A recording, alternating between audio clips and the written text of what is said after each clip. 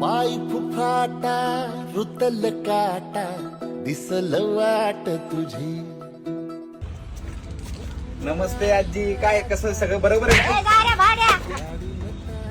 हे या थेरडीला पैसे नव्हते दिले का रे? नसते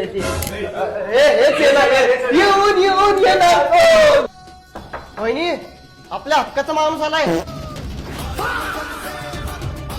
ए भिकमंगे, चप्पल बाहेर काढ. काय बाळा, किती वय आहे तुझं? हा, चॉकलेट खातो काय? मुका आहे काय? काय 5 वर्षाचा आहे का? ठीक आहे, काय प्रॉब्लेम नाही. 5 वर्षाचा असताना पण तुझं मतदान कार्ड बनवू आपण. तुझ्या आईला घेऊन ये, आपल्याला तुझं पण वोट पाहिजे. ठीक आहे? हा चला. अहो आजोबा, आजोबा कसे आहात तुम्ही? उठतो.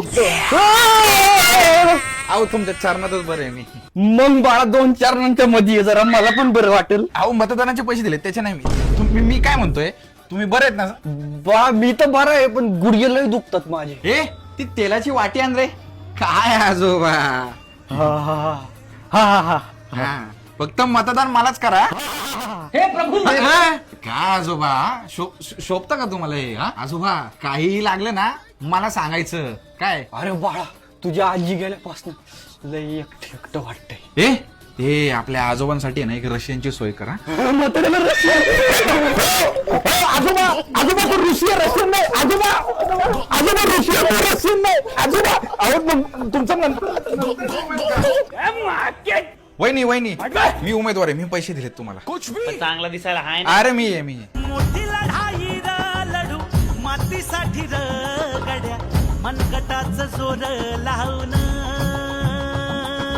अरे मी किती वेळा झालं सांगितलं की हा रस्ता नीट करा, उद्याच्या उद्या मला हा रस्ता नीट झालेला पाहिजे. इथे मी जनतेचे प्रश्न सोडवायला आलोय.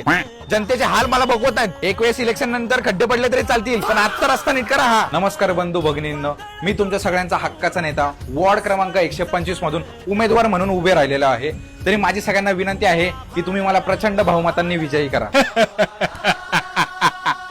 मला तिकीट नाही दिलं रे. मी जनतेसाठी एवढी कामं केली, जनतेसाठी मला राबायचं होतं. जनतेची मार मला आधीच बोललो होतो काही येत नसते निवडून.